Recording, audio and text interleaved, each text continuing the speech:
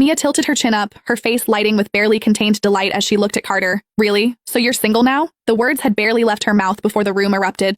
Oh my god, I'm literally shipping them so hard right now. This is what soulmates look like. They went their separate ways, but the right person always comes back around. I would trade 10 pounds off my body to see these two get together. Amid the noise and excitement, Samuel, the same guy who'd called me shameless earlier, glanced my way. Something like pity flickered in his eyes. He passed by me, let out a sigh, and shook his head. You asked for it. I sank back into my chair, boneless. Never, not once, had I imagined Carter would humiliate me like this at a class reunion. That he'd look me in the eye and deny everything with his own mouth. The mocking voices around me only grew louder. Oh, so that's who she is. Just an ex-girlfriend who couldn't make the cut. The way she was acting, I half expected her to claim she was the great Carter Delgado's wife. Please, has she looked in a mirror? As if she could ever be good enough for him. I lowered my gaze to the wedding ring on my left hand, tracing it with my thumb. What a joke I am. Mia must have noticed how pale I'd gone. She shot me a look dripping with triumph, then picked up her glass and sauntered over. Serena, I know what happened back then must still sting. But love is like that, isn't it? When it's real, not even the gods can stand in the way. Carter just admitted it himself. He dated you. But you two weren't right for each other. Otherwise, why would you have broken up? Don't you think? She clinked her glass lightly against mine, her smile radiant. Bottoms up for me. You drink as much or as little as you'd like. Then she tipped her head back and drained every drop. I sat there, motionless. The only time Carter came near me was when he made the rounds, toasting everyone.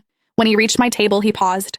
He looked at me for a long, quiet moment. Then, under the pretense of clinking glasses, he leaned in close and dropped his voice. Serena, be smart about this. Don't make things awkward for Mia. I stared back at him, my gaze ice cold. But Carter had already looked away, drifting back to Mia's side. The two of them talked and laughed together. I couldn't remember the last time I'd seen Carter's eyes crinkle like that. His smile so easy and unguarded. It didn't take long. Their classmates started egging them on to share a lover's toast. Everyone at the table who had no idea Carter and I were married was cheering them on like it was the event of the century.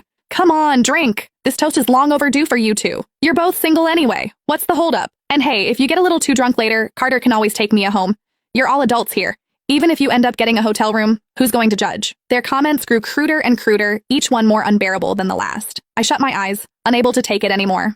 Only Samuel, drunk and swaying, kept his gaze fixed on me. Serena, don't take it to heart. The two of them are just old classmates catching up. Carter's just hung up on old memories, probably trying to make up for some regret. You're his wife, after all. It's just a drink. It won't affect your marriage. But even as he said it, his brow was furrowed, his eyes locked nervously on Carter. Anyone with half a brain could see the truth. Carter was genuinely into it this time. I drowned my frustration one glass at a time. Even when I stumbled to the bathroom to throw up, Carter didn't spare me a single glance. When I came back, Mia was wrapped in Carter's arms, their bodies pressed together, lips locked.